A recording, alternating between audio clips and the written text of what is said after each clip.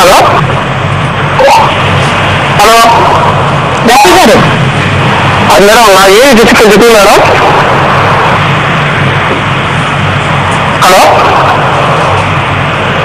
Hello call కొంచెం technical problem ఉన్నట్టుందండి. So మనకి hair loss కోసం స్టెమ్ సెల్ థెరపీ అనేది ఏ విధంగా యూజ్ అవుతుంది? ఇప్పుడు ఏదైతే అంటే చాలా మంది 30 దగ్గర పడే వాళ్ళు కానీ లేదా 30 ఇయర్స్ దాటిన వాళ్ళలో కానివ్వండి, మగవాళ్ళల్లో మెయిల్ ప్యాటర్న్ బాల్నెస్ అనేది ఎక్కువ చూస్తూ ఉంటాం. అది హెరిడిటరీ వల్ల కానివ్వండి, లేకపోతే ఈవెన్ మనకు ఆ లైక్ ఆడవాళ్ళలో వచ్చేసి హెయిర్ ఫాల్, హెయిర్ థిన్నింగ్ కానివ్వండి, అలానే డెన్సిటీ తక్కువ అయిపోవడం, స్కాంటీ హెయిర్ గ్రోత్ ఉండడం ఇలాంటివి చూస్తూ ఉంటాం. అయితే వీటన్నిటికీ మెయిన్ మనకు రీజన్స్ వచ్చేటప్పటికి ఏదో మనకి హెరిడిటరీ ప్రాబ్లమ్ అనేది ఉండొచ్చు, లేదా స్ట్రెస్ ఎక్కువ అంటే వాళ్ళ వర్క్ ప్లేస్ లో కానివ్వండి, ఇంట్లో కానివ్వండి ఎక్కువ కూడా స్ట్రెస్ ఉండడం వల్ల కూడా ఈ హెయిర్ లాస్ అనేది అవుతూ ఉంటుంది, లేదా lack of protein intake. And మనకు ఈవెన్ మనకు ఏంటంటే ఎక్కువ లైక్ స్కాల్ప్ లో ఫంగల్ ఇన్ఫెక్షన్స్ ఉన్నా కానివ్వండి, లేకపోతే ఇంకా వాళ్ళకి డాండ్రఫ్ ప్రాబ్లమ్ ఉన్నా కానీ ఇలాంటివన్నీ రీజన్స్ కి కూడా మనకు హెయిర్ ఫాల్ అనేది అవుతూ ఉంటుంది. అయితే ఇలాంటి వాళ్ళందరికీ కూడా మనకు సొల్యూషన్ క్వశ్చన్ ఏంటంటే స్టెమ్ సెల్ థెరపీ అనేది advance technology of hair treatment అండి. సో ఈ స్టెమ్ సెల్ థెరపీ ద్వారా మా దగ్గర ఉన్న కాస్మెటాలజిస్ట్ ఈ ట్రీట్మెంట్ చేస్తారు. అయితే ఈ స్టెమ్ సెల్ థెరపీ అనేది ఏంటంటే మీకు బేసిక్ గా ప్రోటీన్ సీరం అనేది ఉంటుందండి. ఆ ప్రోటీన్ సీరం అనేది మీ స్కాల్ప్ లో ఇండ్యూస్ చేయడం జరుగుతుంది. సో అలా ఇండ్యూస్ చేసిన ప్రోటీన్ సీరం గ్రాడ్యువల్ గా మీ స్కాల్ప్ లో అబ్జర్వ్ అవుతూ ఫ్రమ్ 4th సిట్టింగ్ మీకు గ్రాడ్యువల్ న్యూ హెయిర్ గ్రోత్ అనేది ఎక్కడైతే స్కాంటీ హెయిర్ గ్రోత్ ఉన్నా, బాల్నెస్ ఉన్నా కానీ అలాంటి ఏరియాలో హెయిర్ గ్రోత్ రావడం అనేది మీరు గమనిస్తూ ఉంటారు. అండ్ దాంతో పాటు కూడా ఏంటంటే వాల్యూమ్ కూడా చాలా మందికి తక్కువ ఉంటుంది. సో అలాంటి వాళ్ళకు కూడా డెన్సిటీ పెరగడం కోసం కూడా ఈ స్టెమ్ సెల్ థెరపీ మీకు బోత్ వేస్ హెల్ప్ చేస్తుందండి. ఓకే అండి, నెక్స్ట్ వీరబాబు గారు కాల్ చేస్తున్నారు. నమస్తే అండి వీరబాబు గారు. హలో హలో అండి, చెప్పండి మేడం. డాక్టర్ గారితో మాట్లాడండి. మేడం చెప్పండి. అంటే నేను వెయిట్ 15 కేజీలు ఎక్కువనే చూపించారు మేడం మొన్న చెక్ చేయించినప్పుడు. అంటే ఇలా కొవ్వు మొత్తం అంటే ఎక్సర్సైజ్ వల్ల ఏమైనా తగ్గే ఛాన్స్ ఏమైనా ఉందా మేడం, లేదంటే సర్జరీ అని చేయించుకోవాలా? సర్జరీ ఏమీ అవసరం లేదండి. జస్ట్ మీరు 15 కిలోలు ఓవర్ వెయిట్ ఉన్నా అంటున్నారు కాబట్టి సర్జరీ వరకు వెళ్ళాల్సిన అవసరం లేదు. ఏంటంటే మీరు నాన్ సర్జికల్ లైపోసెక్షన్ ద్వారా కూడా ట్రీట్మెంట్ తీసుకోవచ్చు. అయితే మీరు అంటే ఇంతకుముందు ఏమైనా ఎక్సర్సైజెస్ లాంటివి చేస్తున్నారా? చేసాను మేడం. ఎర్లీ మార్నింగ్ వాకింగ్ గట్లు వెళ్ళి మేబీ తగ్గించాను, వాకింగ్ గట్లు వెళ్ళట్లేదు. డైట్ అవన్నీ మెయింటైన్ చేసేవారా మేడం? డైట్ లాంటివి మెయింటైన్ చేసేవారా? మెయింటైన్ చేసాను మేడం. ఏమైనా తగ్గారండి? అంటే అప్పుడు తగ్గాను మేడం, 5 కేజీ తగ్గాను. తర్వాత మళ్ళీ ఇంక్రీజ్ అయిపోతుంది మేడం. ఓకే, నో ప్రాబ్లం అండి. అంటే బేసిక్ గా అంటే ఒక స్టేజ్ కి వచ్చేటప్పటికండి, అంటే అప్పుడప్పుడు వెయిట్ పుటాన్ అయ్యే వాళ్ళకి మీరు కొద్ది శాతంగా డైట్ లో చేంజెస్ కానివ్వండి, ఫిజికల్ యాక్టివిటీ కానివ్వండి ఇలాంటివి మెయింటైన్ చేస్తే అప్పుడు పుటాన్ అయ్యే వెయిట్ అనేది మనం కొంచెం తగ్గించుకోగలుగుతాం ఈజీగా. కానీ ఒక స్టేజ్ వచ్చాక అంటే ఒకసారి ఓవర్ వెయిట్ సెక్షన్ కి బార్డర్స్ లో ఉన్నప్పటికీ, ఒబేసిటీ సెక్షన్ లో ఉన్నప్పటికీ జస్ట్ డైట్ ఫిజికల్ యాక్టివిటీ ద్వారా తగ్గలేరు. ఎందుకంటే మనకు వెయిట్ లాస్ అనేది అయ్యేది 2 రకాల వెయిట్ లాస్ అనేది ఉంటుంది. ఒకటి వెయిట్ లాస్ ఫ్యాట్ లాస్ వల్ల అవుతుంది, ఇంకో వెయిట్ లాస్ ఫ్లూయిడ్ లాస్ వల్ల అవుతుంది. ఎప్పటికైనా కానీ ఫ్లూయిడ్ లాస్ అయ్యే ట్రీట్మెంట్స్ మీకు ట్రీట్మెంట్స్ కానివ్వండి, మీరు ఇంట్లో చేసుకున్న డైట్ ఫిజికల్ యాక్టివిటీ కానీ ఏదైనా కానివ్వండి, వాటి ద్వారా ఒకసారి తగ్గే ఫ్యాట్ మీకు తగ్గే వెయిట్ అంటే కూడా ఒకసారి ఆపేస్తే మళ్ళీ పెరిగిపోయే ఛాన్సెస్ ఉంటుంది.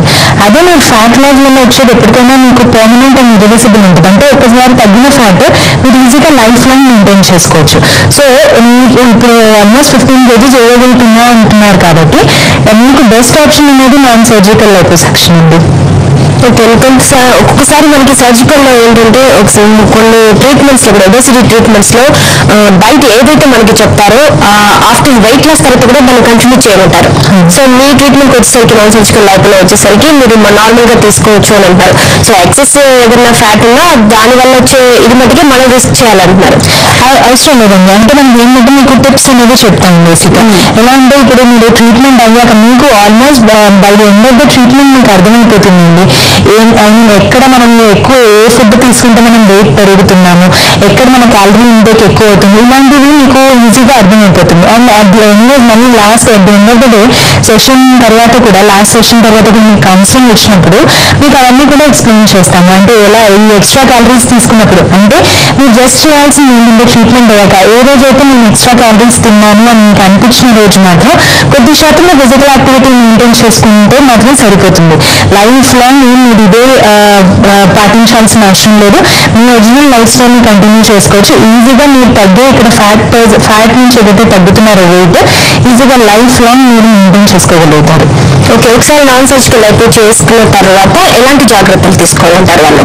సో చెప్పినట్టు లైక్ లైఫ్ స్టైల్ మోడిఫికేషన్స్ అండి. లైఫ్ స్టైల్ మోడిఫికేషన్స్ కూడా చేసుకోవాల్సి వస్తుంది. ఇప్పుడు మీరున్న మీ వర్క్ ప్లేస్ లో ఉన్నప్పటికీ అలాంటి వర్క్ ప్లేస్ లాంటి సెడెంటరీ లైఫ్ స్టైల్ కి చాలా మంది అంటే ఇప్పుడు ఉన్న జనరేషన్ బట్టి ఏంటంటే ఎక్కువ కూడా సెడెంటరీ లైఫ్ స్టైల్ కి చూస్ చేసుకుంటున్నారు వాళ్ళ జాబ్ ప్రొఫైల్స్ కానివ్వండి ప్రతి ఒక్కటి కూడా. సో అలాంటి లైఫ్ స్టైల్ మనం సెడెంటరీ లైఫ్ స్టైల్ అనేది మనం ఎలానో మార్చుకోలేము. సో ఆబ్వియస్లీ మనకి ఏంటంటే మనం ఉన్న లైఫ్ స్టైల్లోనే కొద్ది శాతంగా మనం మెయింటైన్ చేసుకుంటూ స్ట్రెస్ లెవెల్స్ ఎంతవరకు అయితే సాధ్యమవుతుందో అంతవరకు మనం తగ్గించుకుంటూ యోగా లాంటివి కూడా మెడిటేషన్స్ లాంటివి ఇలాంటివి పాటించుకుంటూ ఉంటే స్ట్రెస్ లెవెల్స్ కూడా కంట్రోల్ అవుతుంటుంది. ఇలాంటి చిన్న చిన్న చేంజెస్ చేసుకుంటే మాత్రం మీకు ఫ్యూచర్లో కూడా ఎటువంటి ప్రాబ్లం అనేది మళ్ళీ రాకుండా ఉంటుంది. ఓకే అండి, మనతో మాట్లాడడానికి శివగారి నుంచి సత్యబాబు గారు కాల్ చేస్తున్నారు. హలో అండి సత్యబాబు గారు. అదే అండి మేడం గారు, ఇప్పుడు నేను ఎక్కువ గారికి మాట్లాడతామండి. చెప్పండి, మాట్లాడండి డాక్టర్ గారు. అదండి నేను ఇప్పుడు అంటే మా బరువు 65 కేజీలు ఉందండి. ఓకే, పక్క పెద్దదిగా ఉందండి. అది తగ్గడం అంటే ఎలాగండి? మీ హైట్ ఎంత ఉంటారండి? హైట్ అండి అవునండి, హైట్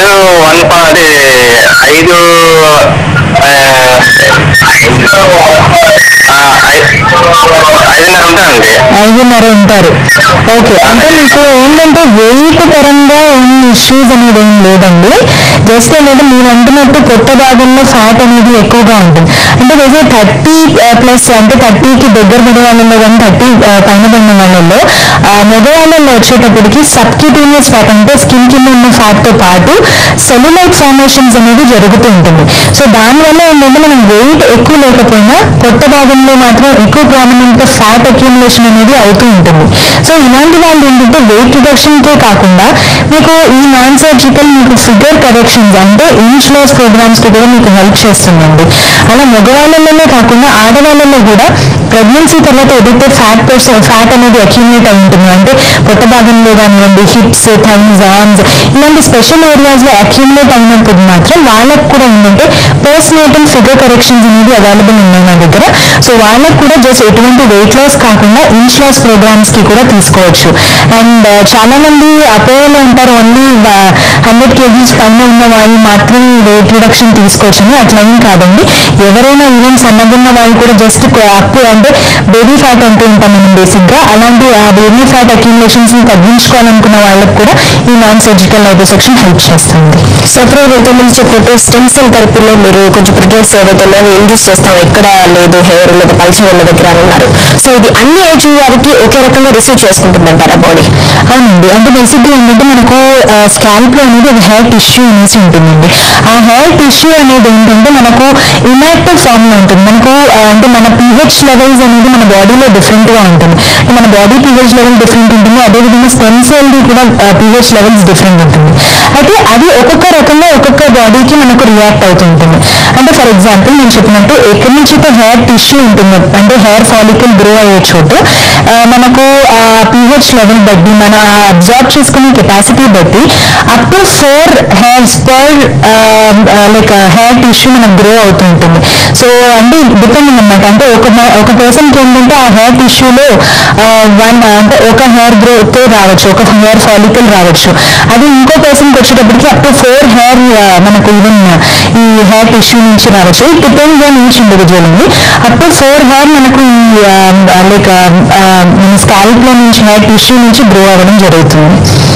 ఓకే, సో వన్స్ తీసుకున్న తర్వాత దీనివల్ల సైడ్ ఎఫెక్ట్స్ వచ్చే అవకాశాలు ఉన్నాయట? ఇది ప్యూర్లీ ఎక్స్టర్నల్ ట్రీట్మెంట్ అండి. మనం చేసేది కూడా ఏది కూడా మనం ఇంటర్నల్ గా చేయట్లేదు కాబట్టి మనం గుర్తుపెట్టుకోవాల్సింది ఒకటే విషయం. So as it is external treatment మనకి ఎటువంటి సైడ్ ఎఫెక్ట్స్ లేకుండా సేఫ్ వే ట్రీట్మెంట్ ఉంటుంది. అండ్ ట్రీట్మెంట్ కూడా చేసేది కాస్మెటాలజిస్టే కాబట్టి సో ఎటువంటి సైడ్ ఎఫెక్ట్స్ లేకుండా సేఫ్ ఉంటుందండి. సో సైంటిఫిక్ గా మనకి ఒక్కొక్కసారి హెయిర్ లైఫ్ 100 days ఇలా ఉంటుందని చెప్తారు. సో స్టెమ్ సెల్ థెరపీ వల్ల వచ్చిన హెయిర్ ఏదైతే ఉందో సో 100 days తర్వాత ఒకవేళ అది లాస్ అనేది దాని ప్లేస్ లో ఇంకోటి రీగ్రోత్ అయ్యే ఛాన్సెస్ ఉన్నాయి. Exactly, obviously. ఏంటంటే మనం చేసే పాయింట్ ఏంటంటే అప్పటికప్పుడు హెయిర్ గ్రోత్ ఒకటి కనిపించడం ఒకటే కాదండి. మనం చెప్పినట్టు ఆ టిష్యూ అనేది మనము యాక్టివేట్ చేస్తున్నాం. ఇనాక్టివ్ ఉన్న ఫామ్ ని మనం యాక్టివేట్ చేస్తున్నాం కాబట్టి ఆబ్వియస్లీ ఒకసారి మన హెయిర్ ఫాల్ అనేది మళ్ళీ అయినా కానీ దాంతోపాటు మళ్ళీ మనకు అదే టిష్యూ నుంచి హెయిర్ గ్రోత్ అనేది అవ్వడం అనేది ఆబ్వియస్లీగా ఉంటుంది. మీకు దాని గురించి మనం ఆలోచించాల్సిన అవసరం లేదు. అండ్ ఈ స్టెమ్ సెల్ థెరపీతో పాటు కూడా మేము హెయిర్ రివైటల్ థెరపీ అనేది కూడా ఇస్తుంటాం. రెండింటి కాంబినేషన్ ఇస్తాము. ఈ హెయిర్ రివైటల్ థెరపీ అనేది ఇచ్చేది మనకి ఏంటంటే ఎవరికైతే హెయిర్ ఫాల్ ఎక్కువ ఉంటుందో అలాంటి వాళ్ళందరికీ కూడా హెయిర్ రివైటల్ థెరపీ అనేది ఇస్తుంటాము. సో దాని ద్వారా కూడా మీకు హెయిర్ ఫాల్ అనేది కూడా తగ్గుతుంది. ఓకే, వన్స్ ట్రీట్మెంట్ తీసుకున్న తర్వాత ఇప్పుడు ఎక్కడైతే పల్చడంలో ఆ ప్లేసెస్ లో మీరు ఈ ప్రోటీన్స్ ఇంజెస్ట్ చేస్తూ ఉంటారు. సో ఇంకో ప్లేస్ లో మనకి హెల్దీగా ఉన్న హెయిర్ ఉంటుంది. సో వన్స్ ట్రీట్మెంట్ తీసుకున్న తర్వాత ఎప్పుడైతే ఏజ్ గెయిన్ అయ్యేటప్పటికన్నా లేదా ఏదన్నా దీనికి కూడా మనం యూజ్ ఉంటుందంటారా? లేదండి, అంటే మనం బేసిక్గా ఏంటంటే మనం ఎక్కువ టార్గెట్ చేసేది ఓన్లీ అంటే ఇప్పుడు ఫర్ ఎగ్జాంపుల్ క్రౌన్ ఏరియాలో కొంతమందికి అంటే మగవాళ్ళలో వచ్చేటప్పటికి ఎగ్జాంపుల్ గా క్రౌన్ ఏరియాలో హెయిర్ గ్రోత్ అనేది మనకు తగ్గిపోయి మెయిల్ ప్యాటర్న్ బాల్నెస్ లాంటివి ఫామ్ అవుతుంది. అదే కొంతమందికి చూసేది జస్ట్ ది మిడిల్ ఏరియాలో మాత్రమే ఉంటుంది. మనం ఏం చేస్తున్నామంటే ఆ ఏరియాలో మాత్రమే టార్గెట్ చేస్తున్నాము. సో ఆ ఏరియాలో టార్గెట్ చేస్తున్నాం కాబట్టి వేరే ఏరియాస్ కి ఎఫెక్ట్ అయ్యే ఛాన్స్ లేదు. అండ్ ఫ్యూచర్ లో ఆబ్వియస్లీ అంటే ఒక్కసారి బాల్నెస్ అనేది వచ్చింది అంటే మేజర్గా ఎక్కువ శాతం కూడా అదే ఏరియాలో ఉంటుంది. తర్వాత స్ప్రెడ్ అవ్వడం అనేది చాలా రేర్ కేసెస్ లో మనం గమనించవచ్చు.